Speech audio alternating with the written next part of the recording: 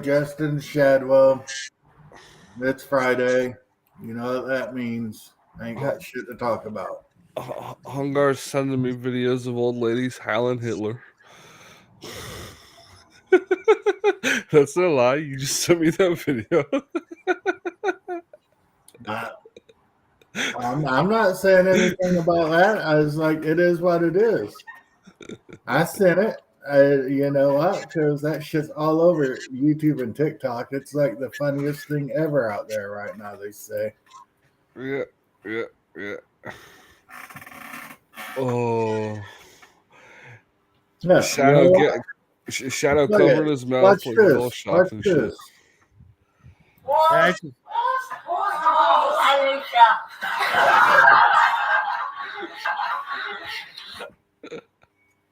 Wow. Watch this. I'll show you guys. Fucking Shadow over here being like, oh, well, he doesn't know who one of his co-hosts are. No, I know full well. I just I wear that shit on my sleeve. You don't have it on your PJs already? Yeah, Justin, we know you wear that shit on your sleeve. That's why everybody looks at you funny when you go out. Nah. Get it? I look normal. No, you don't. I just look a responsible individual with my arm patch. All right, ready? No. Nicht.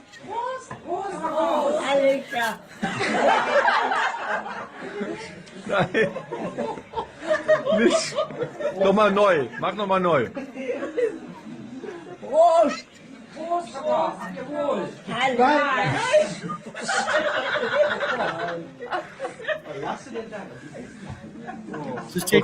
Letzter Versuch.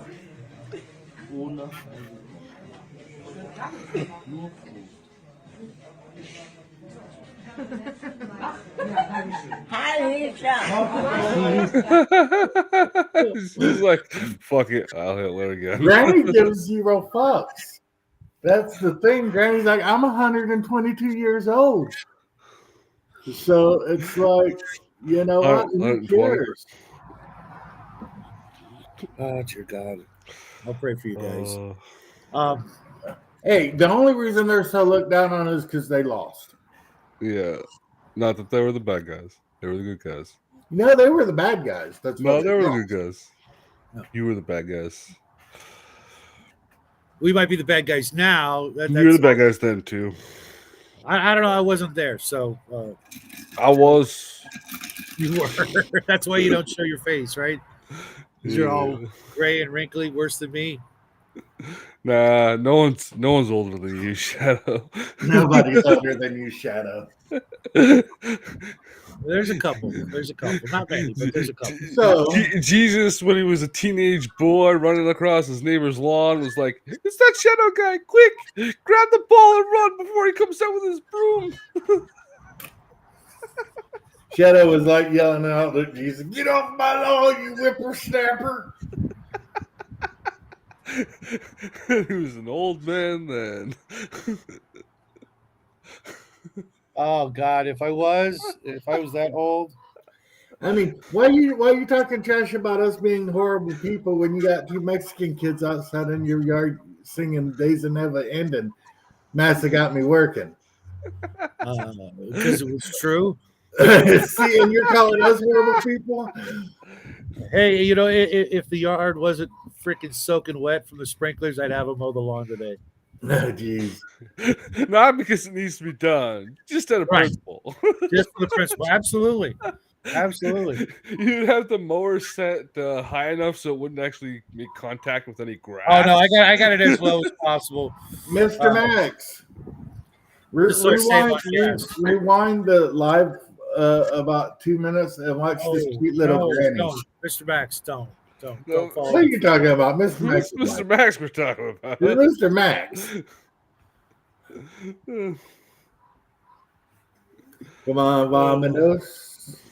Everybody, let's go. I'll hop in here, here's what Jackie and frickin' his other buddy sings all the time at us. Come on, Vamanos. Everybody, let's go. Let's get to it, because Master said to do it. No. He sings that particular parody of Olaf's song from Frozen. You want to go inside? Why? It's not like it's cold out here or nothing. Yeah. I'm tired. What? I can't hear you. I can send you a link to a music video that will get the show banned faster than you can say boo. Oh. Wholesome? Oh, dear God. I got to put freaking Mr. Wholesome. Max on my prayer list. Why? Why would you need to do that? Mr. Max would need to put you on his prayer list. That's fine. I'm okay with that. That video I'll clip say is I'm incredibly happy. wholesome. I can say I'm happy that my Dogecoin just keeps on steadily climbing. Nice. Yeah. I think I lost like 30 or 40 bucks in Bitcoin over the weekend, but it'll go up.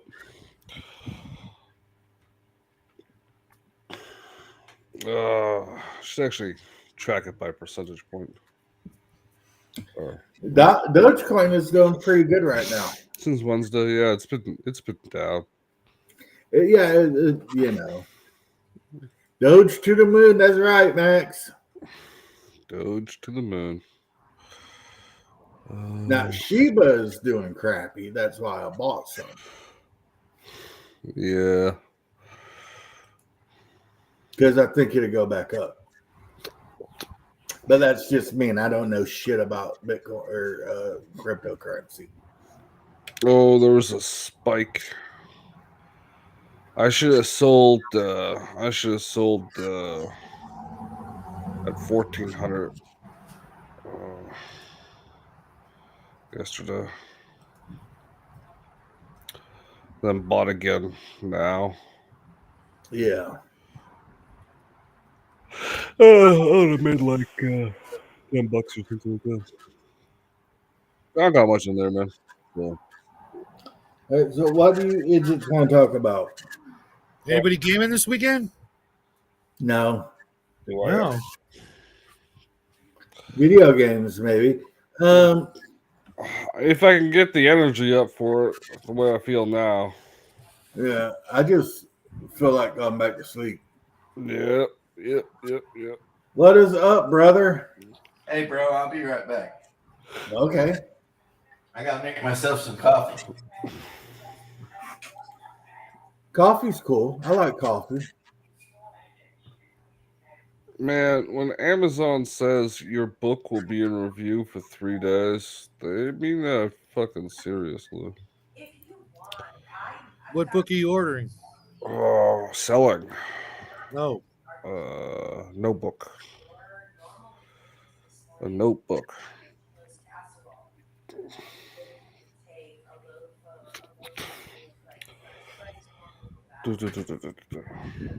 Yeah. It's a print on demand notebook. Why are you selling a notebook? A print on demand notebook. Because people buy notebooks and I like money. Did you write it? It's a notebook. Oh, it's just like a PC kind of thing, or it's like a bunch of lines on a page. It's line paper. Does it have like a fancy cover or something? Or are you just just trying to troll us? It's a unique and individual green marble cover. Just scams. Man, it's called putting coals in the fire there, Mr. Max. Is it called that's what you're asking again for Christmas this year? You keep it up. I think Mr. Max is getting anything for Christmas.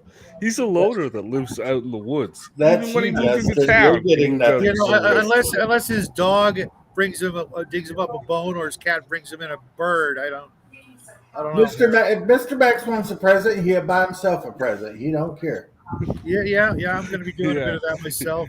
He's going to be buying himself a danger car, whatever the fuck the thing's called, by Elon Musk. Oh, the Cybertruck. Yeah. The more I hear about it and read about it and like see it, it's growing on me. Yeah. I'm just saying. Like, I love the DeLorean, but I know it's an ugly car. But compared to the Cybertruck, it's not an ugly car. Mr. Mac, he don't need anything, and if he wants something, he'll get it. Mr. Max does what he wants. Oh, As we all should. Like I said earlier, I'm going to be doing okay this year, so yeah. there's going to be some improvements. We're going to redo the studio over New Year's, and just change things, put in some new lighting, and probably get a new camera. But I would normally just bake some bacon and make that French toast. You don't need a new camera. You need a new tripod. I'm not going to steal it in this. We have a tripod. She has 2 legs though. Yeah. No, I want something so I can do some overhead stuff. Maybe some live plays, and if we do any crafting, and the one I'm looking at got night vision, so I can do some weird looking up at the night sky, seeing what I can see because of where I live.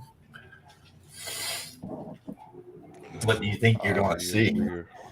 I don't know. Whatever Skunkworks is pulling out of their ass this week. Oh, I was going to make a Uranus joke. Uh-huh. Yeah, I ain't putting that anywhere near that. Well, there's a planet called Uranus. There's a webpage where you can go to look at people's. Don't go there. You can't be telling poor Shadow about these kinds of things. He's an innocent soul. Yes. There's this new super popular e-girl that's got like all these. You know these e-girls in and out, don't you, bro? Man, you gotta stay off the internet, you degenerate. Shut up, Justin. Anyway, she's 100% computer generated. Yeah. So she's a real e-girl. She's like completely an e-girl. She's 100% computer generated, and she's already got she's doing like commercials for all this high-end purses and other stuff like that, and posting pictures on Instagram about I just arrived in Madrid and all this stuff. And the funny thing is she doesn't exist. She's 100% a computer generated thing. I just read something really I feel fun. less light about I was laughing my ass off because a couple of incel programmers are making hundreds of thousands of dollars by programming a pink-haired Spanish e-girl. Yeah. And then pretending, and then you've got a bunch of simps sending money in, even though the person that they're in love with doesn't actually exist. Fucking simps, dude. I don't get it.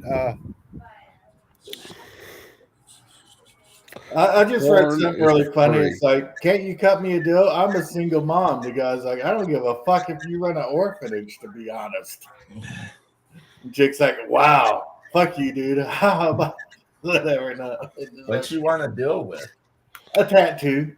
This bitch is like trying to get a deal on a tattoo from tattoo artist. She's like, I'm a single mom. I'm like, I don't give a fuck.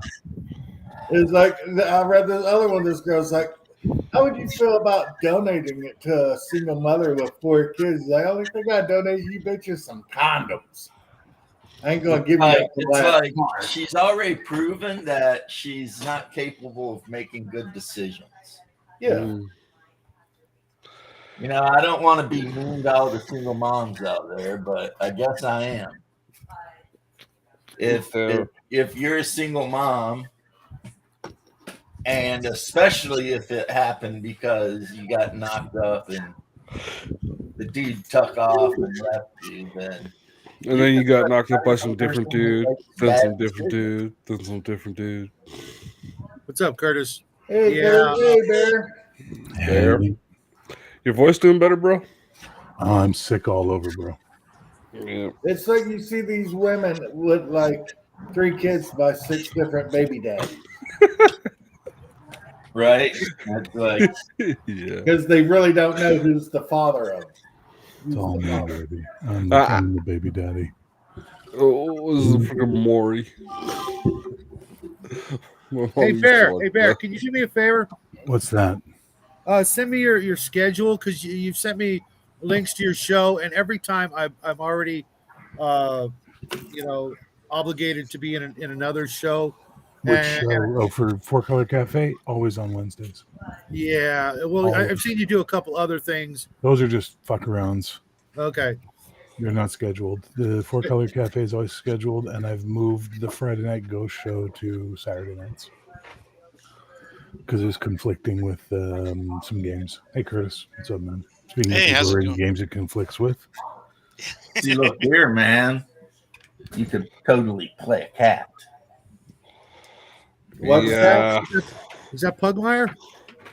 This is Monarchies of Mao. Oh. Which is the sister game of Pugmire. And I Gotcha. also have Squeaks in the Deep, which is the one that details the mice and the rats. Do you have Quactica, though? Quactica? No, I do not. I didn't even know there was a Quactica. Yeah, it's very similar. It may even be the predecessor to most of those games. The ducks are the bad guys. That's bullshit. That's bullshit mammalian propaganda, sir. The ducks are not bad guys. Dude, I can tell you. Ducks are the most noble race that has ever existed on this earth, sir. It's funny that you say that because I am getting ready, actually, while we're doing this, to paint this right here. I shall not stand here and listen to you besmirch the name of the duck people, sir. Oh, that was great. It is unacceptable. That was awesome, Chad. Yeah. I'll re-show it. I joined a STL Tribe Patreon type thing, and they sent me STLs for all the starting characters from Dragonbane. Nice. And they'll be releasing STLs for all the monsters in the Dragonbane monster book. Very cool. So now I want somebody to release all the characters for Bucky O'Hare. Bucky O'Hare. Oh my god, dude. You don't know Bucky O'Hare? Bucky O'Hare. Amazing comic that became an amazing cartoon. It's written by the guy who did a lot of the Star Wars Marvel comics back in the day. So ironically, his lead character, just like the one he created, Jackson, in Marvel Star Wars, is a green rabbit who flies through space and fights toads. It's quite good. Yeah, I remember those days. I wish I would have never got rid of those Star Wars comic books. This reminds me of something that my brother says a lot. He always says to me, James, remember, the Canadians are simple people. Oh, kick this guy. I do man. say that a lot. Listen, did I take a Every single time shot I against ask, you what the hell fucking are you Americans? talking about? Did I take one shot today against you Yankee Doodle dandies, you Southern gentlemen? No, not one. Please do. No, Why did you choose violence today, James? Well, like there's multiple choice. He's got fewer jokes than I do. That's why. And you have so few to begin with that that's saying something. It's barely measurable. I got like half of one.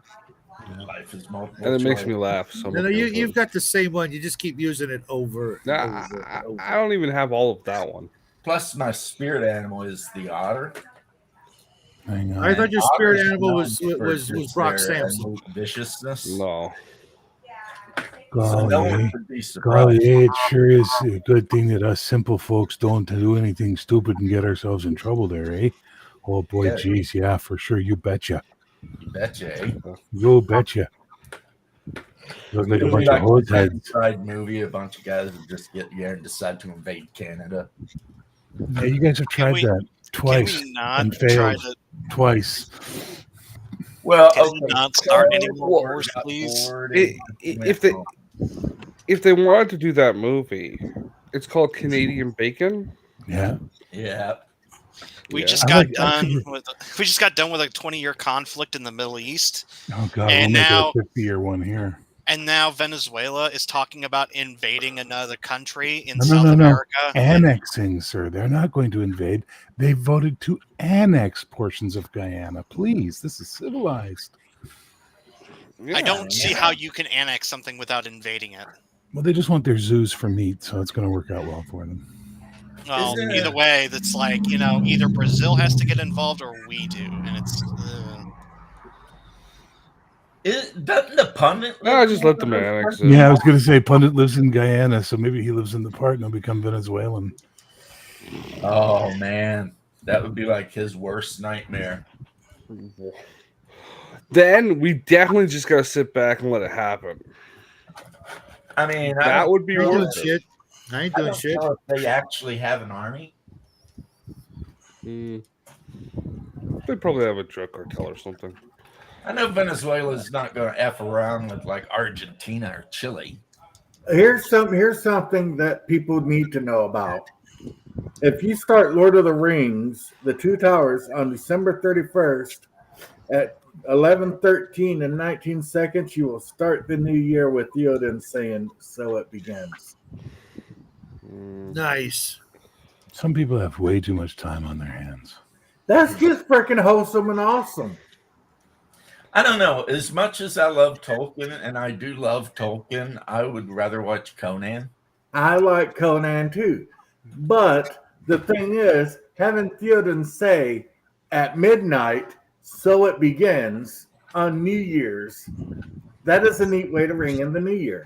You Couldn't I could just like play the clip? couldn't I just fast forward to that? That's called foreboding, not awesome. Yeah. Oh. Yeah, we don't need any more of that. I mean, No. Just to be difficult, I'm going to couple years watch has been, Conan the Destroyer in pan and scan. That's what I'm going to do, just to be difficult. yeah, this last couple of years has been difficult enough. We don't need any more. So it begins. Am I the bullshit. only one that thinks like Conan the Destroyer is like the quintessential D&D movie? Because that's what it feels like. It's 100% the Marvel Comics Conan. That's for sure. That's true. It does follow all the tropes. I mean, the adventuring group assemble, then they go and they do the things, and they get the Gidget, and then they bring the Gidget back to the place, and you know what I mean. Because So Roy Thomas. So yeah, I agree. It would make a pretty good adventure storyline. I mean, you got to go recover something from an evil wizard's tower somewhere. I'm not a super fan of fetch quests. You don't have to be. I mean, a lot of D&D adventures just simply are fetch quests. So how many of you played Conan 2D20? Me, I love it. I have not, but I would love to play it. I'm I to be love honest, it. I'm not a fan of the 2D20 system. Because just I've also bro. got Mutant. The one I know you like Mutant Chronicles. in 2.22. Yeah, I've got a bit more complicated though. I've got a bunch Two of that. guys, 22. I've got a bunch of 21. that Mutant Chronicles stuff, but I've also got all of the John Carter, and I'm just not a fan of the Doom and what's the other mechanic? Momentum. Yeah, I'm not a fan of that. Really? Yeah, I don't like. I I'm love too much it. of a control freak, man. I don't like giving up that kind of power to my players over what's going to happen. Dude, in Conan, you're ride talking the wave, about bro. literally the players maybe getting a reroll or something. Yeah, same in Star Trek. It's not like they're able to rewrite your whole story or something. God, no. They're like, From what I understood, there are things that they can do that I'm just not a fan of. The rerolls, I don't give a shit. I mean, they always win initiative unless you spend a doom point, and then you. Can Yeah, I'm not. I don't even that I don't even care about that. Holy shit! What the fuck is that? End of the That's world. a last looking fucking plane. I can literally hit that with Shadow's a about to drop out. 2-20 is more difficult than necessary. I don't Originally, think it is. I would have agreed with Shadow and Son like maybe a couple years ago, but then I played the Marvel Saga game, and mechanics like that are just fine, to be honest. Like I'm That's actually good. pretty much okay with them. Well, the reason I Got ask full is because meals I'm there. Look at that. He's got some mushrooms, eggs, toast, sausage. There's not enough sausage. Tomato. He's got where the hell are the hash bacon. browns? This is called toast, man. No. I want some freaking hash browns. That's not an English breakfast. With some diced onions in there, that would be good. But anyway, 2.20. I didn't find it very difficult once I ran it a couple of times. Yeah. It doesn't read well, but it plays well.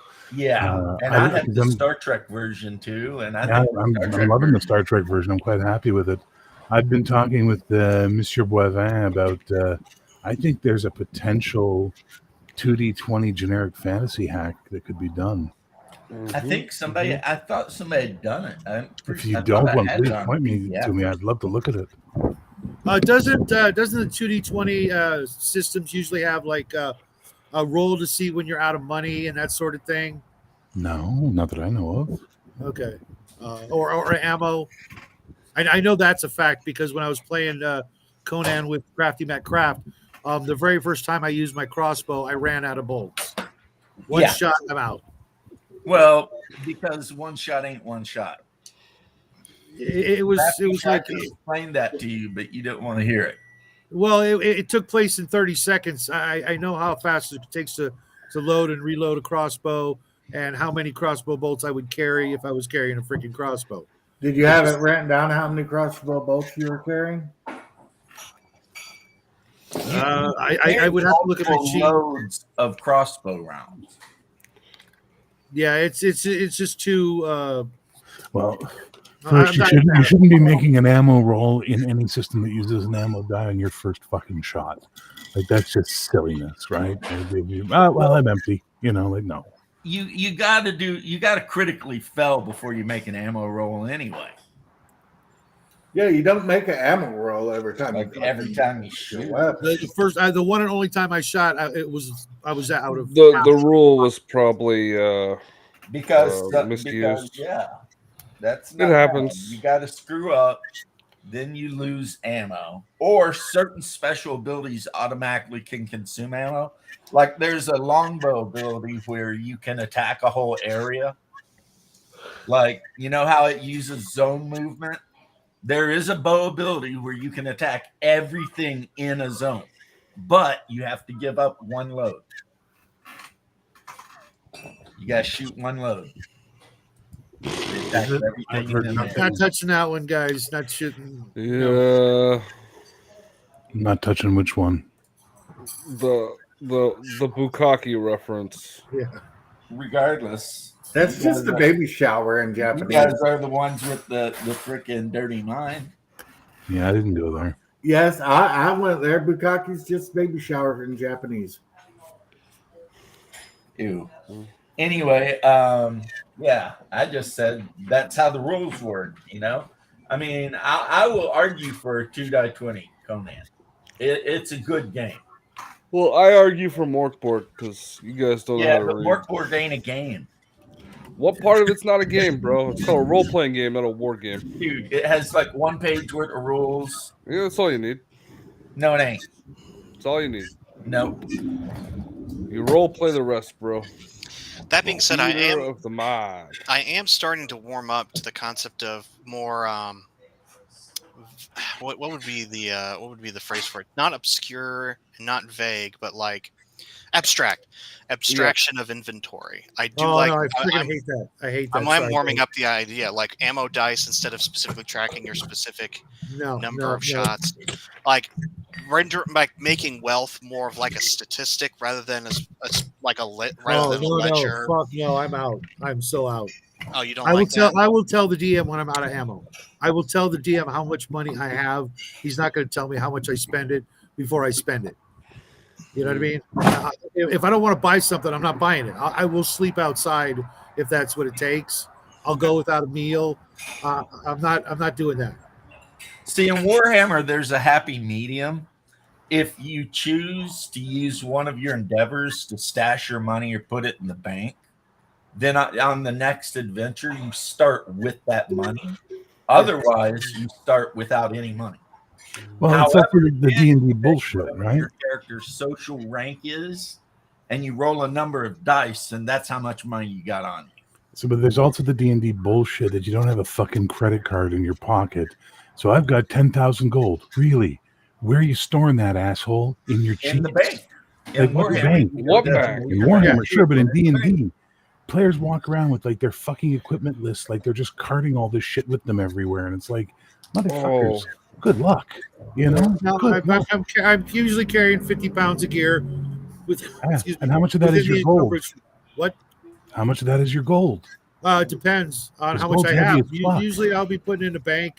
But, you know, in most games I've ever been in, a bag of holding or something like that quickly comes into play. I know it's kind of, I'm not a fan of it, but, you know, if I've got one, then that's how I'm rolling. What's that guy? Shadiversity or whatever his name is. Yeah. He did a video where he had all there's an Australian coin that's the same weight as gold, and he had all of them stuffed into pockets on him, and he looked like a fucking balloon. He looked like a rogue's fucking Christmas present, you know? Yeah. Look at that motherfucker.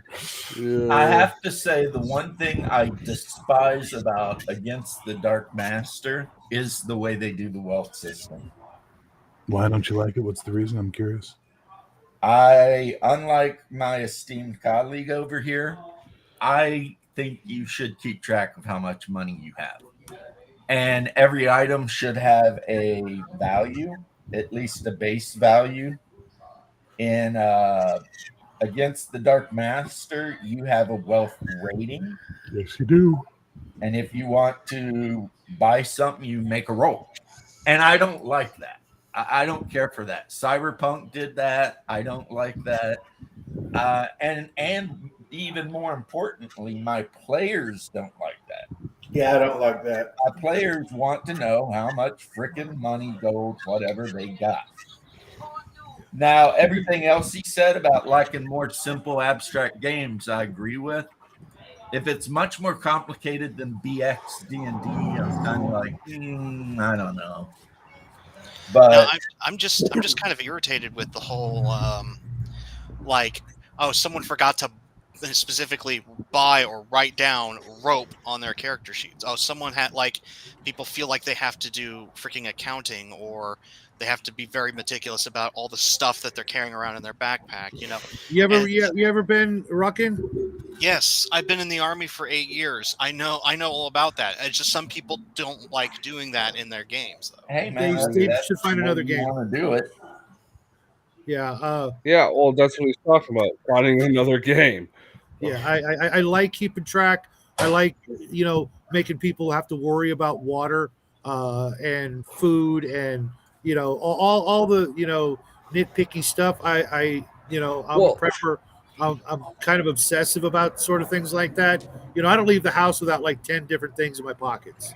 I'm the same way, honestly. Mr. Max and I had one of our 14-hour conversations about this one night. I'm a big fan of there being a a pre-established starting kit, because most of the stuff that you would have in an adventure pack, a person in that time period would have easy access to in their homes. Like, maybe there's a few things that are specialized, but a lot of the stuff that you see listed is the equivalent of household what's you call the bleach under the sink and that kind of stuff, right? Like a matchbox and a hatchet, all that kind of stuff people at that time period would just have in their home period, their house, right? So Like, Well, that's a why lot of that games stuff. use adventure you kits. should be But able once to. the game begins, Yeah, it's up to you you're to keep track of what you have. And a very common rule. what you run through and what you Right. need to replace. Well, common rule going all the way back to AD&D is if it isn't written down on your character sheet, you ain't got it. Yeah, I would say that for most things and what circumstances you've gone through. Like if you've just lost everything in your world, okay, you don't have your flint and tinder anymore. But if you're just out on the road, you probably have a flint and access to tinder. Yeah, Right? I've got one on the Because- keychain. I don't need it. I got a lighter, but I still have it. Yeah, and it would be a lot more common for people before the 1800s or in that sort of setting to have that thing on them. I agree. I hope you got written down on your character sheet somewhere. Yeah, Well, it should just be I assumed. use index cards a lot, even though I don't play index card RPG. I can put everything I need. Hell, most games I can put everything I need on an index card these days. After that, it's just a game of attrition. It's cool if it's on your index card. I hope it's on your character sheet too. Well, he's talking about using an index card as a character sheet, bro. Yeah. Yeah, well, if not, I know that was the joke. Some of you've probably seen it, but when I run, I'm too tired for humor, bro. It's pretty fucking tired. When you I got run to mirror at least once or twice or any D&D based game, I hand out a backpack sheet. Mm-hmm. And it goes with your character sheet, and the backpack sheet has like the main compartment and how much can go there, and then it has if it has any side compartments, and your bedroll can be on a rucksack. Anybody in the army knows what a rucksack is. Yeah. And freaking it's a rucksack. Characters can keep track of things.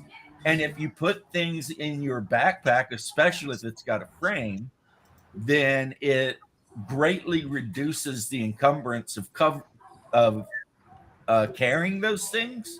However, it takes you a long time to get them out.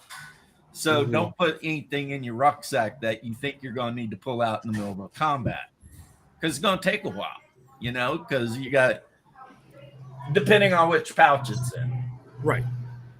And whether or not you have belt pouches or satchel, things like that. And another thing, Bear, like, I don't know about your games, but in a lot of games I've been in, players will convert their gold to gems, which are a hell of a lot easier and kind of more fun. Much easier to steal from you. I agree. Yeah. Yeah, and it's like you just go down to the local gem shop and be like, yeah, I want to buy this many gems. Here's some absolutely, sir. I have 1 billion of them in stock right now at this moment in time. Also, No, I heard you left money at the local bank. Did you know that the Thieves Guild robbed the shit out of that place last week? All your money's gone. Tough shit, bitch. It's not Welcome like to a gems society. It's not like gems are rare. Oh no, uncommon, common valuable items. Or easy to trade. I'm not talking every village in Holland. Well, I mean, I'm talking the larger it cities. depends on what You're walking playing in too. You're walking through a bunk poke village in the middle of nowhere, and you need to buy a nice lodging, so you have to pay for a small completely city destroying the spares. local economy. That when you come back next time, that room costs 50 gold a night. Thank you. No. I'm an asshole. When I'm running a game, I'm an asshole. Oh, because I don't make shit easy for them. I don't know. Look at the thing and see. I'm not going to keep them dirt poor. I'm doing a video about I'm that. not keeping them dirt poor, but if they've got 500 gold and they want to keep that 500 gold on them, it's going to weigh 500 gold would weigh 50 pounds. Yeah, and that they're going to have to do. What is it? It's 10 gold per pound. Right. So yeah, that'd be 50 pounds, and that's a lot. I'm not going to let them trade in their freaking gold for gems, because you know what? Gems are rarer than gold. Well, I've got good news If gems for are you. not rarer than gold, then the currency would be gems. I've got good news for you, Hungar. In Final Age, the Holy Dominion is more than happy to purchase all of your gold and gems and precious metals from you in exchange for blessed holy script. It's easy to carry. You can fold it up and put it in your bags, and it's accepted anywhere the Holy Dominion exists. Spread the word. Also, Inhumans are the devil and must be destroyed. And I like the way you think. I've done that as well, but I also I know from experience most of you guys run like what you'll call low magic. I'm not a high magic guy necessarily, but I'm not like there's literally like no magic. I like some magic. You know, Everybody in your campaign probably has a bag of holding, don't they? Never once in any of my campaigns. I'm talking to Shadwell.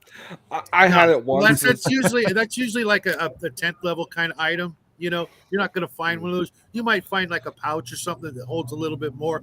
Hell, there's the deep pocket spell, you know, that allows you to, you know, enchant your robes or your pockets or whatever to hold a bit more. You know, there's all kinds of things like that. You know, I'm going to have on average 2 to 4 magic using characters in any given party. My dwarf always had an anti-theft coin purse. And what I would do is the first time we killed an ogre, I'd cut a scrotum off and turn that into a coin purse because nobody's going to want to touch it. I got nobody's going to steal a hairy scrotum ogre or ogre scrotum from your belt. I had the bag of holding once, and it's where the loot the pillows joke comes from. Because, you know, why are you not leaving it? Why are you not taking everything that isn't nailed down? Justin loots every fucking thing. But Mr. Max, you actually kind of just hate magic in general, from what I've understood. Maybe I'm wrong, or at least you hate it when the characters have it. I'm opposite end of the spectrum. I want my characters, if they want to play a magic user, cool. It's not going to be easy by any stretch of the imagination, or a priest or a druid. But I don't want, you know. No, you can't run magic users, and if you do, you're going to end up with 3 eyes and tentacles. I'm not into that either. Players, you know, believe it or not, there are a lot of players out there that want to play those, you know, crazy magic using characters, and I'll oblige them. It's not going to be easy, you know, but you know, it just I've done the, you know, the mud sword thing 1,000 times, and you know, it could be anything. But after you've done something 1,000 times, with a few exceptions, it gets boring. And for me, good news, Shadow. Final Age has got plenty of magic in it. It was originally designed for 5e. There's tons of magic. There's also a little thing called Ghost Storms and the Holy Dominion and other things that happen. But you can cast all the spells you like that you can find. There's just danger and consequence associated with it. It's not water deep, and that's the kind of fantasy I don't like, where the streetlights are all magic. Like, yeah, that's a little much. That's a little much, yeah. But you know, but then again, you know, I could see where there would be maybe a place like that. Not to mention after, you know, like most of my campaign worlds have evolved. I've been playing some of them for decades, and you know, when you had like 30 to 50 adventuring groups of characters run through there, and you know, things are going to start to evolve. You're going to start to get, you know, they're going to start to perfect and improve things from the way they start out. And I let all that happen, and I don't just erase it because I start with a new group of players. That stuff all happened. It changed the world, and you know, sometimes you will get a world that, you know, is more, you know, 5e and Pathfinder-ish, where there is a lot of magic because the players have, you know, helped. What's that heavy metal the movie story with Dan called? Den. Den? Yeah. Den. Den, yeah. Yeah, that's the kind of world I like. What's his name? Richard Corbin is the and John Candy was Den, right? Yeah, he played him in the movie, but you can actually go read the Den comics that were in the magazines before. Lochmar is mine, you stupid bitch. Give me back my Lochnar, you bitch. It's my Lochnar. Mine. No, mine. Hey, nerds, long time no see. Yeah, you know, I would love to be able to watch that with the boy, but, you know, he's going to have to grow up a little bit more before I can have to go through puberty. It's not that. It's just, you know, he needs to kiss his first girl. Hey, bro. Changes. The rising moon symbolizes our climaxing love. Yes. I had no idea what she was talking about. What's my favorite coin purse in D&D, bro? Either an ogre or a hill giant scrotum. Nobody steals them. Yeah. I'm just saying They that's might. the kind of world I want to play in. Then Yeah, how many I'm gonna have games to look have up you been in, though? the I mean, how many games like that have you been in? a few, but a long time ago. Well, Right. all See, of a you see, long time. you want what you haven't done, and that's the Yeah. same with me and a lot of the people I play with. We've Well, done the 0 to hero. To be honest, if I could get a group that wanted to start like a 10th level campaign, Well, you know, I'm talking more the world setting. Like normally there's more civilization in the worlds I've played in, right? that's why you start with a brand new world and a brand new group of people, you know, and then go from there and watch what happens in 500 to 1,000 years of time, game time. If you have to keep pushing it down to keep it to where you want, to me that just sucks. I don't want to forcefully impede the progress of the world. I want to see what happens. If it's left to do whatever it wants to do with obviously the help of the players. Now, if they want to keep it down, hang on. You're clearly a fan of Hyboria. You're clearly a fan of Conan, right? Absolutely, I read all the books. Conan is the Hyboria. The world of Hyboria is the absolute epitome of technological stagnation. Nothing ever changes in Hyboria other than which country's in charge of which country and who the king on which throne is, because every time someone tries to get a leg up and change the world, a bunch of assholes come along and shit kick them. So why would your fantasy world not have a similar event happen, right? Well, because my fantasy worlds usually have one, a little bit more starting magic, and two, the players do things to prevent that. They do things to uplift people and make better kingdoms, and unfortunately use modern day intellect and experience and knowledge to do that's things. not role playing. You shouldn't be doing that. A lot of times it's it's off the mind. You're doing something and some ancient wizard from the Acheronian period shows up. Just shows the fuck up and goes, I like your shit. I'm going to take it. But I'm a powerful wizard. I'm a more powerful wizard, bitch. Eat my dirt. Yeah, I remember, it's nice to have the idea of the idealized world, and I agree with what you're saying, and it's good for the heroes to fight for that. And it's probably why Middle-earth bores me the way it does, because there's no give and take in Middle-earth. It's all white or dark, right? It's all lighter or blackness. But if you look at like the setting Midnight, you ever read the Midnight setting, Shadow? No. It was a 3rd edition setting. I think they've updated it for 5e. The entire premise of the setting was, what if Sauron won? What would the world be like afterwards? So you play the heroes trying to bring back the light against the darkness. I've done that a few times, and so that's fun. I can see Sauron wins, and the world's a freaking utopia. Only in your mind, Justin. Only in your mind. I'm also like a big well, fan. No, it's like the Empire, right? The Empire in Star Wars. It's a veneer on the top of things, right? Like you guys, any of you guys read all of the Elric or the Amber series? Elric, yes. Amber, yes. I read one of the Elric books.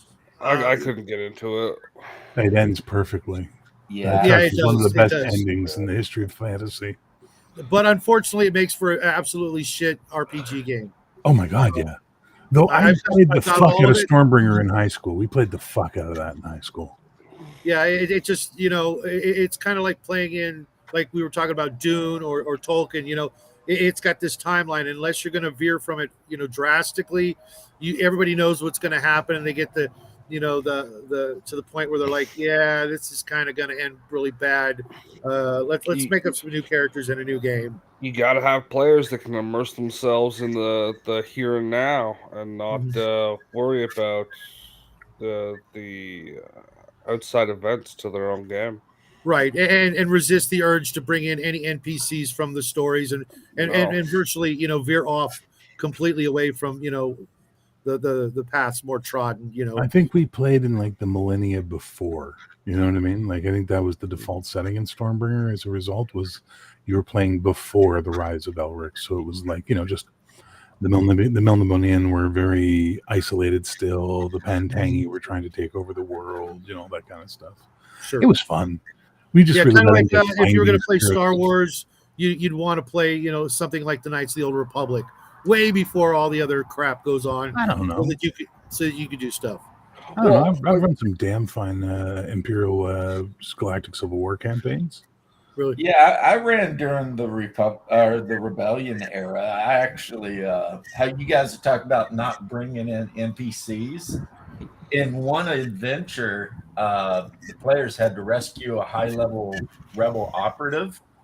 It turned out it was Luke Skywalker from a Imperial base. So they went there and they did all the stuff and infiltrated, and they rescued him and they got him to the cargo base or the launch base so he could get in his freaking X-Wing and get away, right? But then after he got away, Darth Vader showed up. And then the players had to make the decision to stay or run. And unfortunately, one of them decided to stay and try and fight Vader, and got to re-roll a new character. What a maroon. Yeah, well, he was like a force sensitive, wanting to be a Jedi bullshit. I fucked my players really good in one game. They found an old Republic outpost, and in it they found frozen in a stasis chamber a guy who claimed to be Anakin Skywalker, and I'm Anakin Skywalker, Jedi Master, and I was put here by my evil clone who's taken over my identity. And they were like, "Oh fuck, this is awesome!" They went all in until they eventually got him back to the rebellion and realized, no, this was all an Imperial fucking plot to get him inside the inner sanctum to kill some people. They felt stupid. And that's when I told them, your characters don't know shit about who Darth Vader is. You played on player knowledge, not game knowledge, and it ruined you. And I let you have fun. Yeah, that's pretty funny. Yeah, it's pretty hard though. I mean, you got to admit it's hard to, whether the player or the GM to how and when and where you limit player knowledge. Otherwise you get into a long ass debate of how they could have, known such things, and Oh, I just had this word that I use. It's no. No. The answer is no. Yeah, your character does not know that. But I was at the Jedi Quorum in the but yeah, that's nice. Yeah, but how do you know that the guy in the freaking steel helmet that you've never seen the face of and goes by a totally different name is that person? Best Star Wars game I ever ran. I told them this: the movie Star Wars, what your younger generation calls A New Hope, is the only canon. Anything else, I'll cherry pick as I see fit, but that's the only fucking canon you have to work from. I'm not okay. That's a good song by My Chemical Romance. I'm not okay. Did anybody here play Knights of the Old Republic on the old Xbox? Yes. See. Okay, same thing. I forgot about that. Yeah, that to me that's still my damn near in the favorite end, video game. 11, and you can choose to be Sith or Jedi. Yeah, I've played it twice, and I just can't go Jedi. I always. I like the game, the Star Wars game on the computer where you could go to Endor, the Battlefront, and you go to Endor and kill Ewoks. Oh yeah. I would go there and I wouldn't even fight against the other people who were playing the game. I just run around and punt Ewoks all over the place. Yes. Oh, hey, good man. Good man. I every time I'm in a video game mood and I go and I look up like the top 10 best video games to see if there's something that might spark my fancy. And without fail, Knights of the Old Republic is like number 1 or 2, and I'm like, shit. Is this the best we can do? It's been 30 years almost. And I think it might be 20 years. 20? Okay. Yeah, it might be the best we can do. The last Star Wars 50 years of innovation. 50 years of salvation. The last Star Wars game I played was the Snow Speeder one that was in the arcades. Yeah. I was thinking of the ride in the Costco, and after the denazified Europe. What? Yeah, a buddy of mine machine from Idiocracy. Yeah, he goes to the time machine, and it's just a ride in the Costco. Yeah. It's okay. And when it shows like World War II, it's like T-Rexes, and one T-Rex has got like a armband with the swastika, and the other one's like got the American. Oh, thing. dude, Like, that sounds like the game I'm running next year. They say the after the denazified Europe, and then this, and it's like, and the whole time the dude's just sitting there like, this is the time machine. He's like, yeah, man, it's really cool. It's not that good of a ride. Yeah. Why did you say it? Because I like money. I like money. Yeah. The guy at the front when you walk in, welcome to Costco. I love you.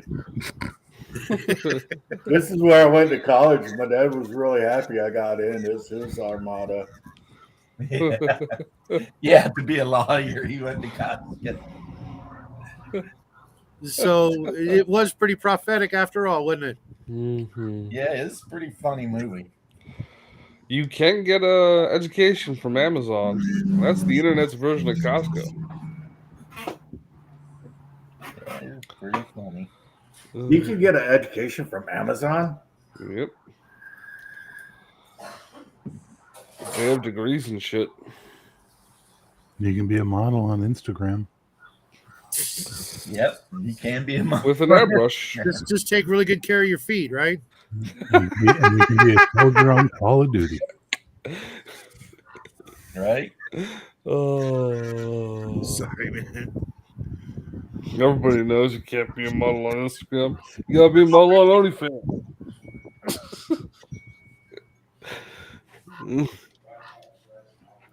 So anyway, getting back to D&D, yeah, if it's not on your sheet, you ain't got it. And that's just how I do it. And it's not that I'm trying to be a jerk, but if you can't be bothered to write down that you're carrying a flint and tinder, I can't be bothered to let you just start fires.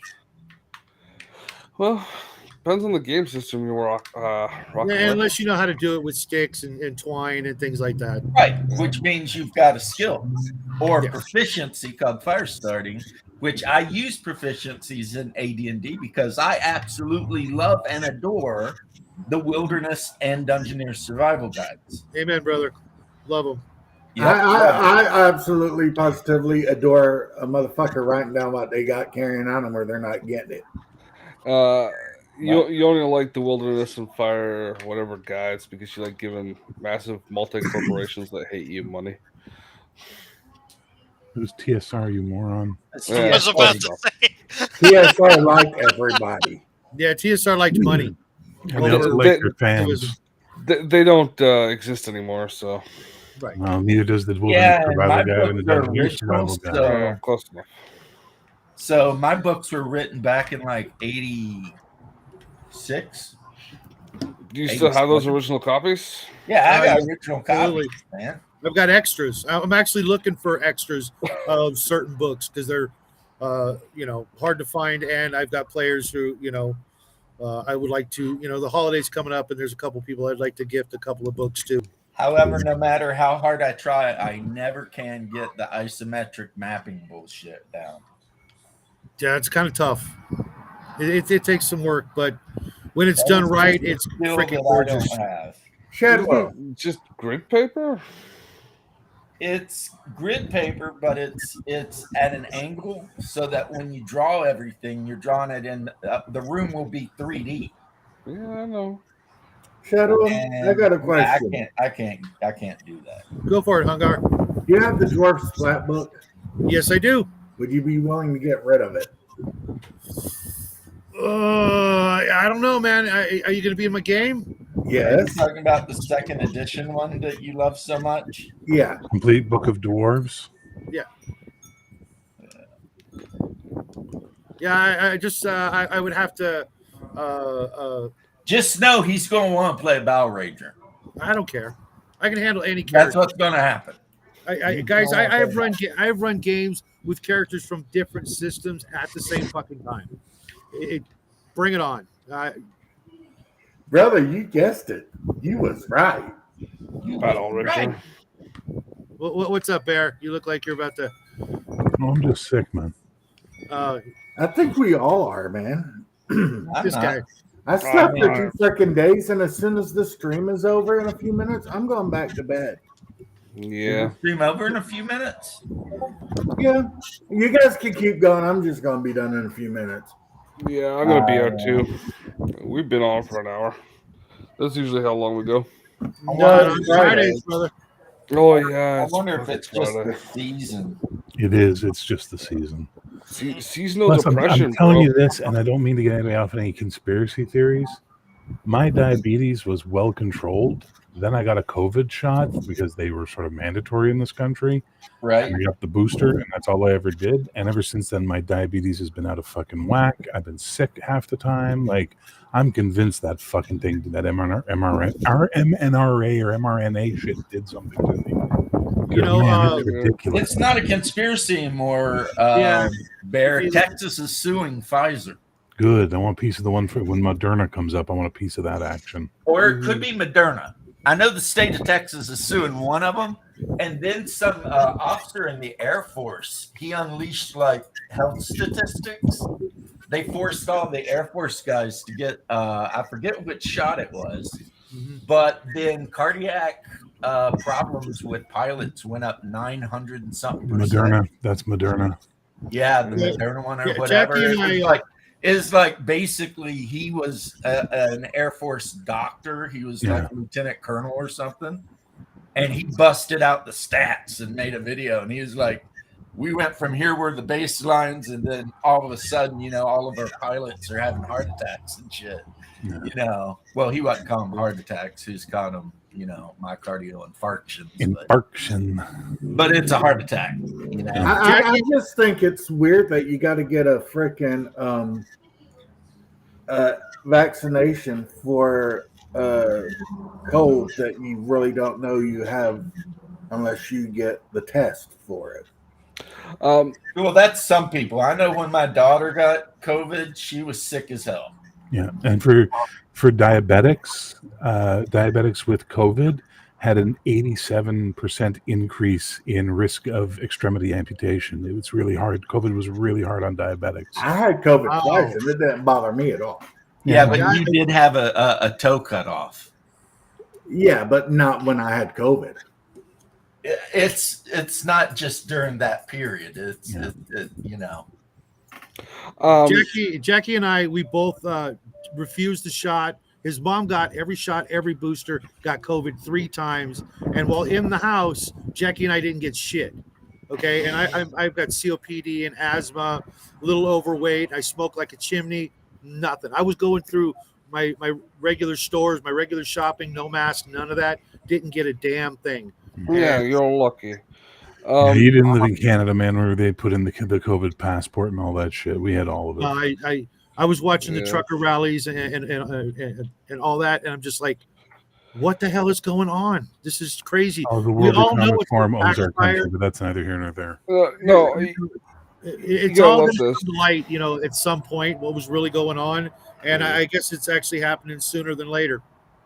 The scheme of your life was written long before you were born. Hide in a hole if you want. It won't change anything. I was over at my grandfather's, right? He lives in Come on, somebody's got to know what movie that's It's 13th Warrior. Connell and I are going to be talking about it this weekend on his movie show. Is it this weekend? 13th Warrior, in my opinion, is the best D&D movie ever made. It's an amazing film. Conan the Warrior is a good one. 13th Warrior is a better one, except if I were going to write it, I would do like in the book and not have the Vendo ride horses.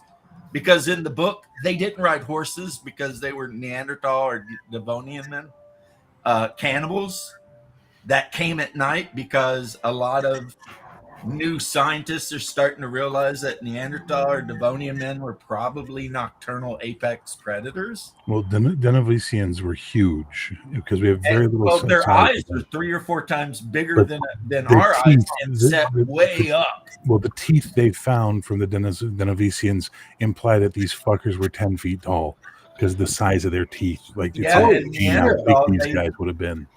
So those could be the red-headed giants. They could be. They believe that the Denisovans may be somehow tied to the red-headed giants. And then you got Florin's man in Southeast Asia, which were hobbit-sized people. Right. You know, so there's all these, and then they're now finding that we all lived together for maybe 1,000 years. For a long time. All of us around each other without Neanderthal and us were around for hundreds of thousands of years. They checked the enamel on a Neanderthal skull because apparently they can tell what you eat by that. And they found out Neanderthal were 99.9% carnivorous. Yeah. Like Justin, very you were about to rarely. say something about your dad, though. Or But look where they lived. Yeah, but in the middle of the Ice Age in Europe, where they were fighting with woolly rhinoceroses and saber-toothed cats and freaking mammoths and the other things that look like mammoths but aren't mammoths. They're called something else. You know how there's 2 woolly mammoths, but I forget what the second one's called. Mastodons, yeah. I mean, these bastards were super strong. They were probably nocturnal, and they lived in pretty much what in Warhammer 40K would have been classified as the death world. Yeah. Now, Justin, what were you going to say about your grandfather? We're like everyone wanted to eat. Fuck off, man. I'm just going to leave. Kill you. Hey, bro, let Justin talk for a second. You dork. It's over. I'm out. I'm fucking pissed now. Oh. Good. Hey, be nice. This is my show. You can be mean to him. I totally missed that. I don't know what just happened. Honestly. I don't know. I got excited about cannibalism. Sorry, guys. I couldn't hit the button fast enough. And Justin, what did you say, James? Say something. But hey, red-headed giants. Yeah. Romans. Anyway, in the book, which was, I think, Michael Crichton, they didn't ride horses. Michael Crichton wrote every fucking thing. He wrote some pretty good stuff. He wrote everything. Didn't he write Jurassic Park? Jurassic Park, Andromeda Strain. What else? My wife. That's that time travel movie about going back to France. Eaters of the Dead, which is 13th Warrior. What else? He wrote a lot of shit, man. Yeah. He was like the Stephen King of the non-horror set, you know? Hey, Barry, you said something about going on Connell's show this weekend?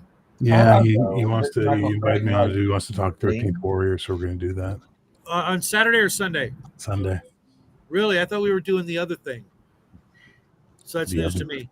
The other, I don't know. I just know that Sunday night we're doing that. I got Star Trek Adventures basic training we're doing with Patrick Goodman on my channel, and then after that I'm going over to Connell's channel to talk about 13th Warrior. Okay, I'll have to check. I like Star Wars. Dune is a little bit out of my league as a DM to run, but Star Wars is pretty cool. Or Star Trek, I mean. The 2.20 version. Yeah, I actually sent my copy of that to Bloodworth as part of one of our giveaways because I knew I was never going to get to play it. Yeah, my Dune core book is still in the shrink wrap. Wow. I had the Dune Last Unicorn Games book for the longest time, but I gave it to a friend. Yep. I have the PDF because you know how they always send you the PDF with everything. So I just read the PDF and I kept it in the shrink wrap. And for which the new one? Yeah, the freeway one. Yeah, I never had that one. I had the one from Last Unicorn Games that they only gave out at Gen Con and then vanished from the market. Oh, geez. Last time I saw it on eBay, it was selling for over $1,000. I was like, what the fuck? Well, yeah. I mean, they probably only made a couple hundred of them. Yeah. But I gave it to my buddy. Hungar's much bigger doing head than me. Settled out. Who keeps trying to come in? Weird War. Oh, of course. The good thing about painting these Dragonbane characters is I'm just painting them up like the NPC picture. So it requires like no imagination. You know what I mean? No. All the colors are predetermined because see, I've got this elf here, and then I've got this picture of her. You said imagination wrong, bro. You gotta say imagination. So it's like I don't have to sit here and be like, what color would look good? Imagine be like, okay, she has white hair, and for some reason, her eyeballs are just dead white with no pupils. Was it the elf? Yeah. Yeah. Love that art though. And what's she good at? Well, 14 with bows. That would be, if we were playing a Warhammer game, that means she would have a 70 with bows. That's pretty good. Because this is basically just a percentile game converted over to die 20. Yep. What game is that? Dragonbane. Oh, gotcha. It's a good game. It's fast to become one of my favorite top 5 role-playing games of all time. It's just, it's a cool game. There's no levels. It's pretty deadly. It does use death saves like 5e, kinda, but and armor absorbs damage. The combat's weird too because monsters never miss. So if you're fighting a monster, it just. You guys hear me? Is this what you got, James? Did you get the big deluxe box set off the Kickstarter?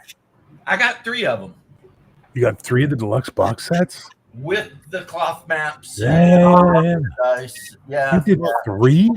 Yeah, I must have been drunk or high. Must have. Can you guys hear me? But Yeah, what's up, Brian? Okay. But I did give one away to a soon-to-be brother-in-law because he's a gamer too. So now I have 2 of them. I tried to give Hungar one, but Hungar told me just to keep it here. Yeah. But you know what? When I come down in January, I might take it. Dude, the cloth map is beautiful. I've done that before though, where I've like did a Kickstarter thing and somehow, like when I ordered Twilight 2000 from Free League, I got like 2 boxes of it. Mr. Max says that you're fickle, bro. I got 2 boxes and I got 2 extra players handbooks outside of the boxes. Also, here's 1 set of dice that I got, and then I got some more dice. And so, Bear, I watched your Star Trek.